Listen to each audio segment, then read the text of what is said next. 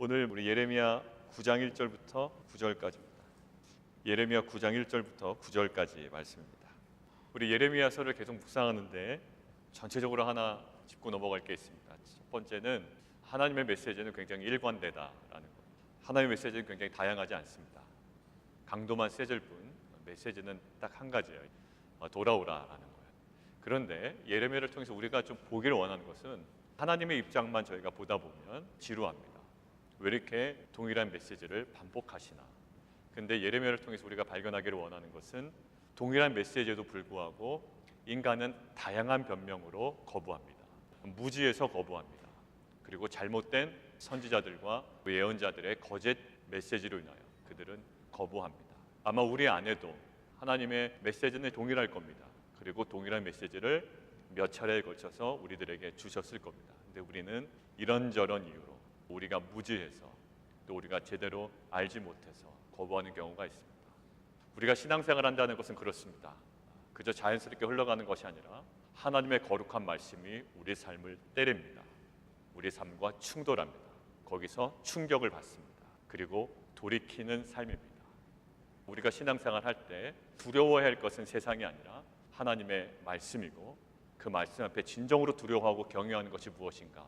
우리 삶을 하나님께 다시금 돌이키는 겁니다. 오늘도 하나님 앞에 돌이키는 것이 주저함 없이 우리 가운데 믿음으로 선택되어지는 귀한 새벽 아침 될 수 있도록 이 시간 은혜 주시기를 원합니다. 함께 오늘 예레미야 말씀 보겠습니다. 오늘도 마찬가지로 세 번역으로 제가 읽어드리고요. 여러분들은 눈으로 개역 개정을 같이 쫓아오시면 되겠습니다. 제가 세 번역으로 1절부터 봉독합니다. 살해된 나의 백성, 나의 딸을 생각하면서 내가 낮이나 밤이나 울 수 있도록 누가 나의 머리를 물로 채워주고 나의 두 눈을 눈물샘이 되게 하여 주면 좋으련만.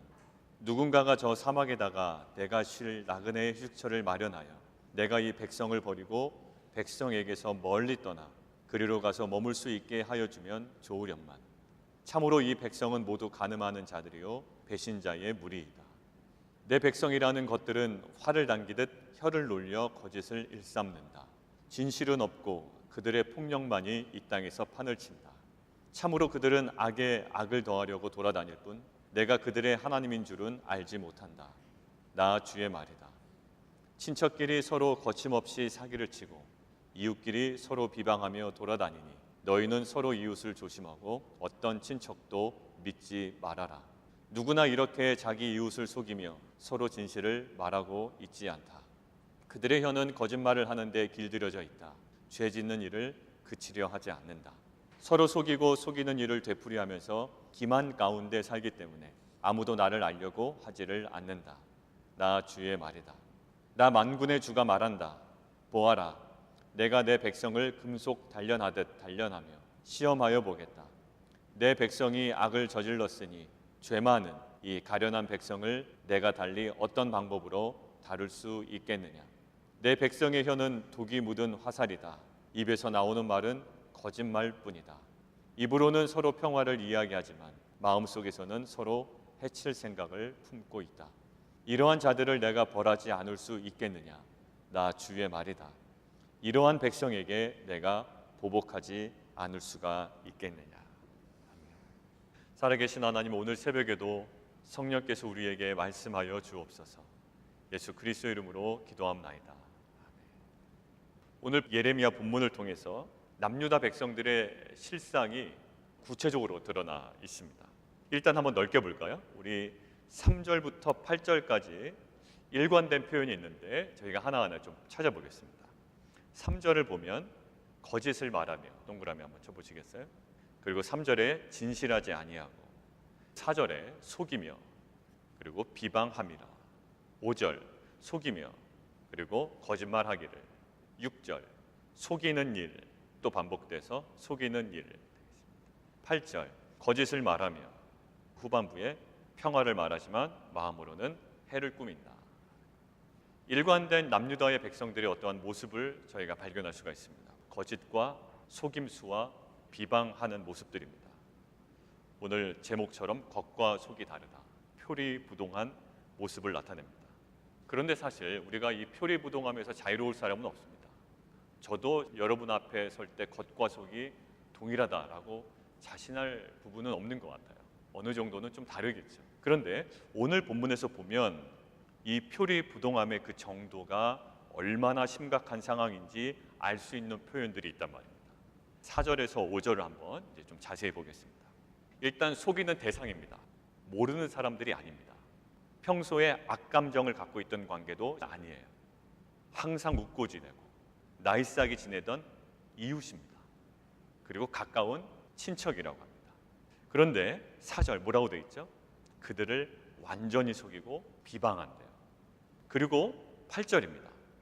입으로는 평화를 말하나 마음으로는 해를 꾸민대요. 이 해는 아랍어라는 히브리어인데요. 어떤 상태냐면 맹수가 먹잇감을 노리려고 원래 숨어 있는 것을 이야기합니다. 그리고 복병이 상대의 접근을 기다리며 몰래 엎드러져 있는 것, 이것을 아라브라고 하고 오늘 성경에서는 해라고 합니다. 마음으로는 그런 전략을 꾸민다는 거예요. 잡아먹으려고 또 치명적인 상처를 입히기 위하여 숨어 있는 모습들. 그러니 4절에 이렇게 권면할 정도입니다. 그들이 진실을 말하지 않으니 믿지 말라. 이웃을 조심해라. 어떤 형제든지 믿지 말라라고 합니다. 자, 이 정도면 이 공동체 어떤 공동체입니까? 웃으면서 얘기하고 있는데 저 사람의 저 진위가 뭘까라는 머리를 계속 굴리면서 이야기를 듣고 있다고. 얼마나 피곤해요. 공동체가 건강하지 않으면요, 만남도 굉장히 피곤해진다고. 극단적인 이기주의, 불신풍조, 이 모든 것들이 아주 짙게 깔려있는 공동체 모습입니다. 겉으로는 웃고 있으나 안으로는 칼을 갈고 있고 부드러운 말 같으나 그 안에 항상 날카로운 뼈가 심겨져 있습니다. 그러니까 그대로 그 말을 받아들이지도 못해요. 항상 이면을 생각해야 돼요. 저 사람이 이야기한 것의 진위를 파악하기 위하여 머리를 계속 굴려야 됩니다. 사실 공동체가 이 지경까지 되었다면 상당히 망가진 상태입니다. 그리고 대상이 누구였냐면 이웃과 친척이었다고 그랬죠. 그리고 빈번함이 어떤지, 익숙함이 어떤지, 그 빈도가 어떤지 표현되는 것이 5절에서 6절까지 있습니다. 5절에 뭐라고 표현되어 있냐면 그의 혀는 거짓말을 하는데 길들여져 있대요. 죄 짓는 일을 그치려 하지 않는다. 세번역 성경으로 보면요. 6절에 보면 서로 속고 속이는 말을 되풀이하면서 기만 가운데 살고 있대요. 아예 속이는 일, 기만 가운데 살고 있다는 거예요.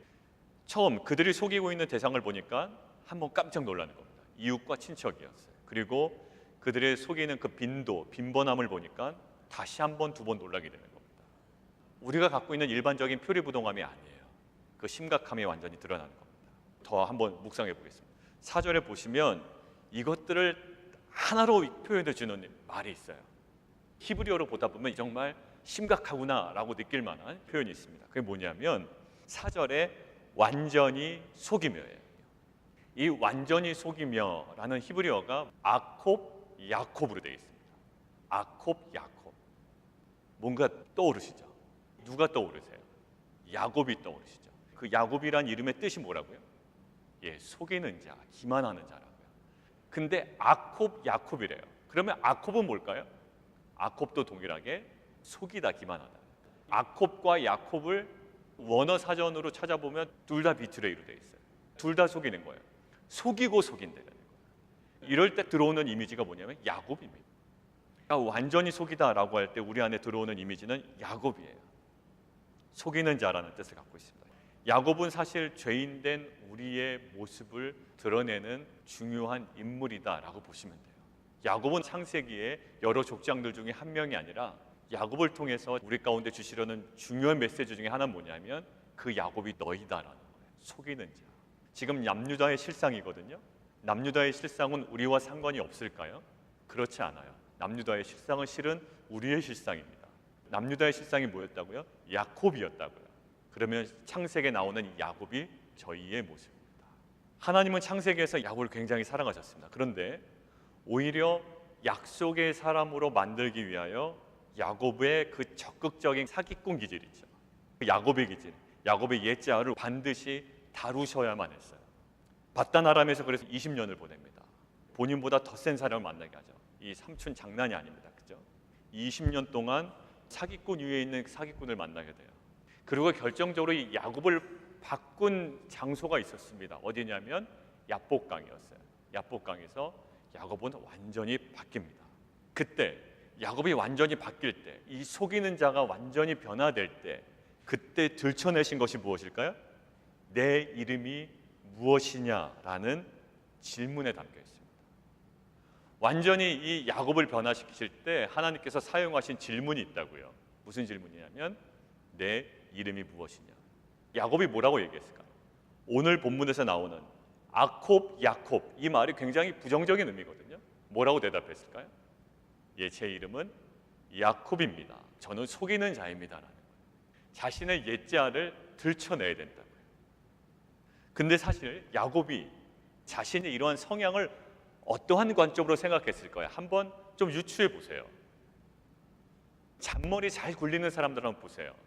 만약에 본인이 잔머리를 잘 굴리는 사람이라고 생각이 되시면 자신을 한번 돌아보세요. 여러분들 세상에서 잔머리를 굴려서 아직 기회를 잘 이용하여 적절하게 무언가를 획득하고 또 이 모든 것들을 죄라고 여길까요? 아니면 본인의 장점이라고 여길까요? 아주 실정법을 어기지 않는 한 그것을 자신의 장점으로 여깁니다. 그러지 못한 사람을 뭐라고 얘기합니까? 센스 없다, 막혔다, 답답하다, 뭐 이렇게 얘기합니다. 결국 자신이 갖고 있는 그것들을 세상적인 센스로 여기고 또 자신의 어떤 좋은 성향으로 여긴다고요. 실정법만 어기지 않으면. 그런데요, 야곱은 그러한 자신의 성향을 가지고 장자권을 획득했거든요.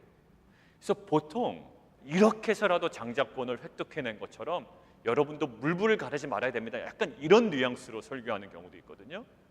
근데 그게 맞지 않다는 것은 왜 그러냐면 하나님은 결국 야곱의 이런 성향을 들춰내시고 뽑아내십니다. 야곱이 그런 성향이 있어서 하나님께서 굉장히 적극적이다 해서 야곱을 약속의 사람으로 부르신 것이 아니라 그냥 하나님은 야곱을 사랑하신 거예요. 그런데 이 사람이 뭘 가지고 있습니까? 속이는 자의 성향이 있다고요.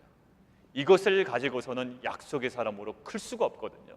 하나님께서 그것들을 뽑아내시는 과정이 20년간의 밧단아람 그리고 야복강에서 그 실체를 분명하게 자기 입으로 드러내게 하시는 거예요. 내 이름이 무엇이냐? 예, 저는 실은 속이는 자입니다.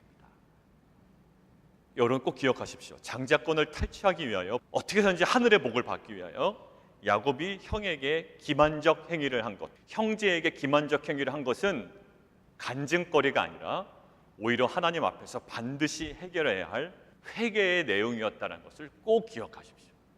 어떻게 해서든지 형의 장자권을 빼앗은 것이 참 믿음 있다라고 하고 이 기만적인 행위가 그냥 묻어가서는 안 될 거라. 하나님은 기만적 행위가 아니더라도 야곱을 사랑하셨기에 야곱을 약속의 사람으로 불러내셨을 거예요. 꼭 야곱의 이러한 기만적 행위로만 장자권을 얻을 수 있었던 것은 아니었을 겁니다. 그러기에 하나님께서는 이 모든 것들을 끊어내셨다고요. 오늘 본문에서도요 9절 이렇게 되어 있습니다. 이런 나라, 내 마음이 이런 나라에 보복하지 않겠느냐. 이런 나라는 고이라는 히브리어거든요. 고이. 근데 이제 복수형을 써서 고임 썼습니다. 이 고임은 보통 히브리어로 어떠한 케이스에 사용하냐면 이방 나라를 가리킬 때 주로 사용됩니다. 남유다나 북이스라엘을 지칭할 때 사용된 단어가 아니에요. 근데 오늘 뭐라고 사용한다고요? 이방 나라에게나 사용할 법한 단어를 남유다에게 사용한다고요. 이방인과 다를 것이 없다라는 거야. 남유다를 이방인 취급하시는 거예요. 무엇 때문에 이방인 취급하세요? 이러한 속임수, 기만, 거짓, 비방, 이 모든 것들이 이방인적 성향을 갖고 있는 거예요. 죄인의 성향이라는 거예요. 결국 야곱이 갖고 있는 그 속임수와 기만은 믿음을 얻기 위한 믿음의 행위의 어떤 적극적인 면이 아니라 죄인의 성향이며 이방인의 성향이며 결국 그것들은 빼내야 하는 성향이었다. 아콥, 야곱이 태생적으로 갖고 있는 그 적극성과 주도 면밀함은 야곱의 옛자로서 사실 약속의 사람으로 만들어지기 위한 강점이 아니라 약점이었다는 것을 우리는 꼭 기억해야 됩니다. 나는 이렇게 해서라도 내가 하나님의 복을 얻었어 라고 하는 것 중에 우리가 기만과 거짓이 있었다면 그것은 우리에게 있는 강점이 아니라 하나님 거룩의 입장에서의 치명적인 약점이라는 거예요. 그래서 하나님은 그 치명적인 약점을 어디서 드러내십니까? 야복강에서 드러내시는 거예요. 내 이름이 무엇이냐? 20년 동안 숨기고 싶었거든요. 근데 또 얘기해야 되는 거예요. 나는 속이는 자입니다. 오늘 보세요. 오늘 어디서 그걸 단련시킨다고요? 풀무불에서 단련시킨대요. 7절 만군의 여호와께서 이와 같이 말씀하시되 보라 내가 내 딸 백성을 어떻게 처치할꼬 그들을 녹이고 연단하리라.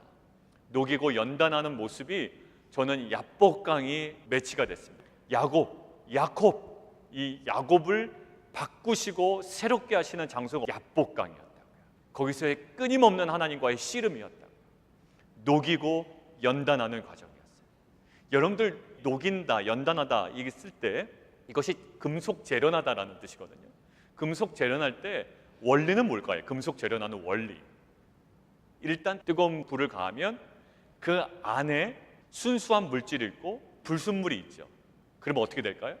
납이 불순물을 가지고 빠져나가는 거죠. 그럼 뭐만 남아요? 순수한 것만 남습니다. 전제가 뭘까요? 그 안에 순수한 물질이 이미 있다. 그런데 불순물이 있다라는 거예요. 그래서 우리가 6장 후반부에 보면 29절 30절에 보면 그 불순물이 정제되지 않은 불량금속처럼 남유다를 얘기해요. 근데 불량금속이라면 뭐가 전제되어 있다고요? 순수한 부분이 있어요. 그러나 온전치 못한 불순물이 있다고요. 뜨거운 불을 가하면 그 불순물과 분리가 돼서 순수한 부분만 남는 거예요. 그게 야곱에게는 어디였을까요? 야복강이었다고요. 다 괜찮았어요. 하나님 나라에 대한 열정도 있었다고요. 그러니 그 장자권에 대한 열망도 있죠. 다 좋아요. 다 좋은데 야곱에게 빼내야 하는 그 부분이 하나 있었다고. 거짓과 기만이었어요. 자, 우리들 다 괜찮습니다. 십자가 신학도 좋고 다 괜찮습니다. 그러나 오늘 말씀을 통하여 예레미야를 통해서 주시는 말씀은 하나님께서 보시는 것은 그 안에 섞여 있는 불순물이에요. 불순물을 해결하는 그 과정이 있습니다. 재련하는 과정이고 야곱에게는 야복강이었어요. 야곱을 중심으로 조금만 더 보겠습니다. 야곱이 어땠을까요?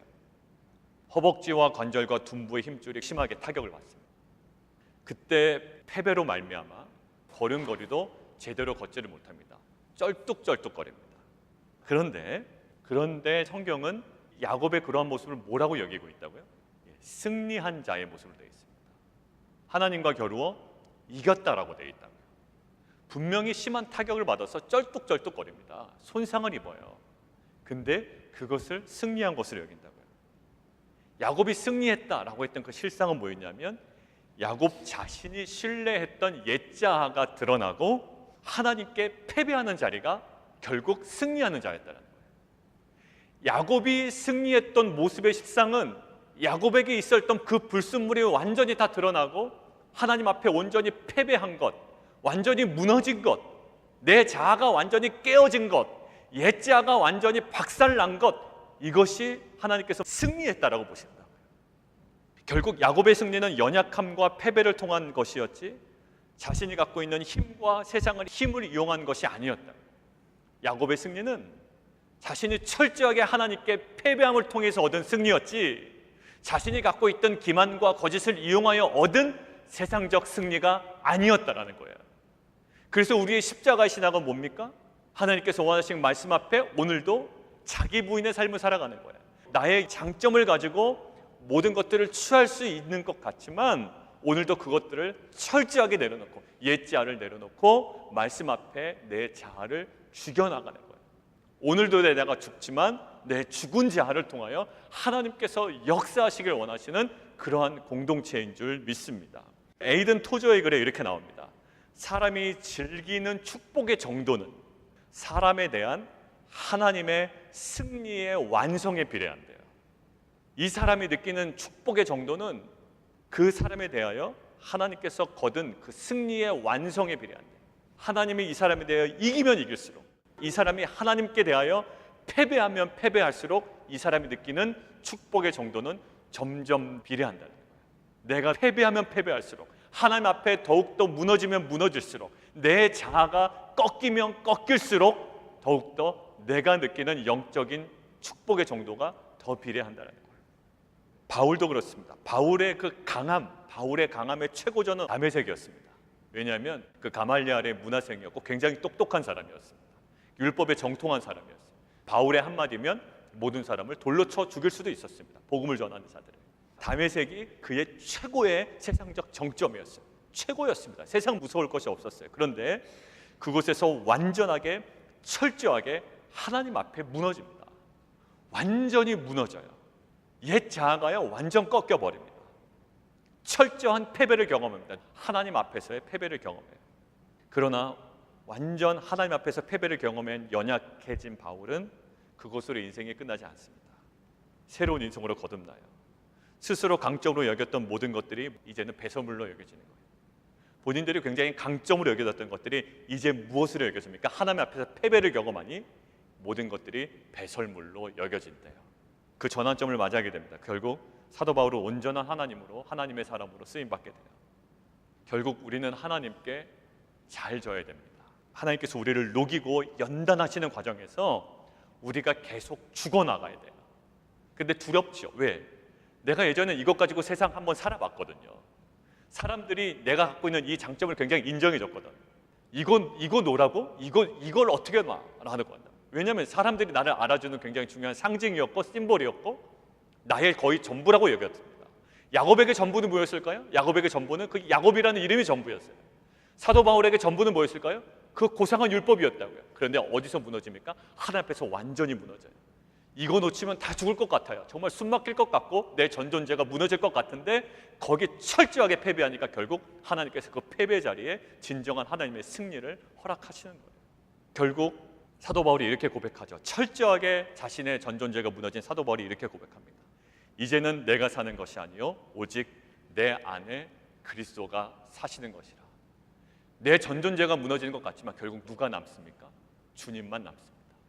내가 갖고 있는 돈 다 무너질 것 같고요. 내가 갖고 있는 명예, 내가 갖고 있는 모든 것들이 다 무너지는 것, 내 전 존재가 무너지는 것 같아요. 그런데 결국 사도 바울의 고백처럼 내 안에 예수가 산다라는 고백이 있어요.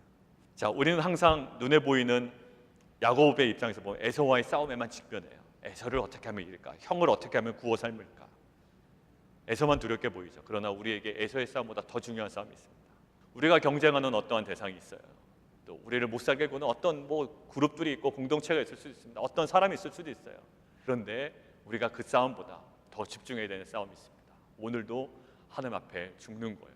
우리 여전히 순수한 부분이 있습니다. 하나님께서 우리를 놓치지 않으시려고 하는 거예요. 근데 어제 본문에서 뭐랬죠? 야, 우리가 죽을 거면 이왕 저기 가서 죽자라고 하는 거 아니에요? 그들의 삶을 포기합니다. 그런데 하나님은 끝까지 포기하지 않으세요. 왜냐하면 그 순수한 물질이 있기 때문에 불순물을 빼어내기를 원하세요. 그러기에 하나님께 사용하시는 방법, 야복감입니다. 우리를 녹이고 연단하시겠대. 그러면 불순물이 빠져나오신다는 거예요. 그때 우리가 느껴야 되는 건 뭘까요? 패배감이에요. 하나님 앞에서의 패배감. 그 패배감은 우리 안에 있는 거룩을 온전하게 만드는 하나님의 은혜의 방법인 줄 믿습니다. 우리의 신앙은 날마다 내가 온전히 하나님 앞에 패배해야 되는 싸움이에요. 우리가 설정해 놓은 목표를 딱 두고 우리가 갖고 있는 온갖 방법을 동원하여 공동체를 세우려는 시도를 할 때가 있습니다. 그렇게 하지 말라라는 거예요. 추호의 거짓말과 기만과 그 모든 것들이. 우리는 다시금 십자가를 기억해야 합니다. 결국 예수님께서도 부활과 그 생명의 그 영광을 얻기 위해 선택하신 것이 뭘까요? 세상의 관점으로는 패배로밖에 보일 수 없는 십자가였습니다. 부활과 생명과 그 영광을 취하기 위한 예수님의 선택은 세상의 관점으로는 패배로밖에 보일 수 없는, 저주로밖에 보일 수 없는 십자가의 죽음이었습니다. 오늘도 내 안에 내가 죽고 예수가 사는, 정말 예수가 내 안에 다시 한번 살아서 역사하는 그러한 인생과 공동체가 되기를 원합니다. 갈라디아서 6장 말씀 함께 나누고 마치겠습니다. 갈라디아 6장에 이렇게 얘기합니다. 그러나 내게는 우리 주 예수 그리스도의 십자가 외에 결코 자랑할 것이 없으니 내가 내 몸에 예수의 흔적을 지니고 있노라. 사도 바울도 결국 복음의 영광을 위해, 복음의 승리를 위해 야곱의 삶을 살아가지 않거든요. 하나님도 야곱의 삶 중에 야곱을 빼내기를 원하세요. 아콥, 야콥. 우리 안에 있는 아콥, 야콥. 속이고 속이는. 물론 어떠한 그 도덕적인 속인 거 말고 하나님께서 우리에게 집요하게 빼내기를 원하시는 개인적인 야콥이 있습니다. 그것이 속이는 것이든 우리 안에 야망이든 그 어떠한 것이든 우리 안에 야콥을 제하기 위하여 야복강으로 부르실 거예요. 거기서 연단하실 것이고 우리를 녹이실 겁니다. 그때 우리가 경험해야 되는 것이 있습니다. 우리는 철저하게 하나님 앞에 패배해야 됩니다. 그러나 십자가의 패배가 온전한 부활의 영광과 생명을 얻은 것처럼 우리의 그 진정한 하나님 안에서의 패배를 통해 하나님께서 우리에게 허락하시는 영적인 승리를 경험하고 나아가는 귀한 공동체 되기를 원합니다. 우리 함께 기도하시겠습니다.